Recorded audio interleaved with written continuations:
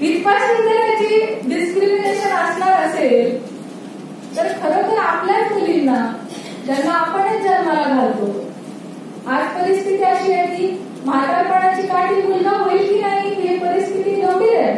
कदाचित तो आपल्याला वृद्धाश्रमातच पाठवण्याचे जास्त चान्सेस आहेत. मुली खरोखर म्हातारपणाची काठी म्हणून आज उदयाला येताना दिसतात. तो वंशाचा दिवा असेल तर ती पण वंशाची पडती म्हणून समोर येताना दिसते. परंतु आजही डिस्क्रिमिनेशन हे तिला पोटातच असताना मारण्यापासून ते समाजाच्या प्रत्येक टप्प्यावरती तिला गिलवणे आणि कमी लेखण्यापर्यंत आहे. अर्थात समाजातले सर्व घटक असे नाही.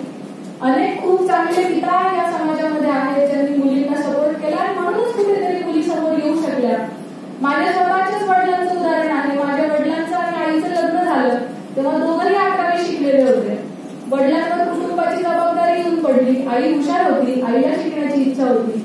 वडिलांनी शिकवलं पुढे. माझ्या जन्मानंतर आईने डीएड पूर्ण केलं, छोट्या बहिणीच्या जन्मानंतर बीए पूर्ण केलं, भावाच्या जन्मानंतर एमए पूर्ण केलं, माझ्या बाळाच्या जन्मानंतर एमएड पूर्ण केलं आणि आता ती पीएचडीची स्वप्न पाहते.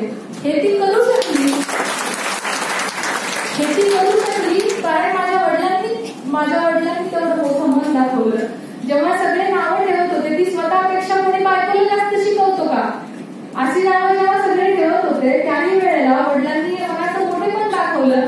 असे वडील मला लाभले म्हणून मी आज तुमच्या समोर उभं राहू शकले.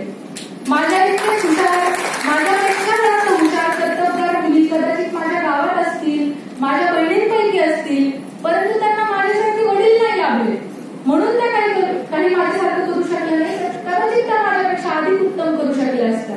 म्हणून निश्चित समाजामध्ये चांगली माणसं नाहीत अशी गोष्ट नाहीये. चांगली माणसं आहेत, परंतु समाजाच्या वेगवेगळ्या टप्प्यांवरती कुठेतरी खच्चीकरण केलं जात असताना खच्ची होण्याची पण शक्यता निर्माण होते.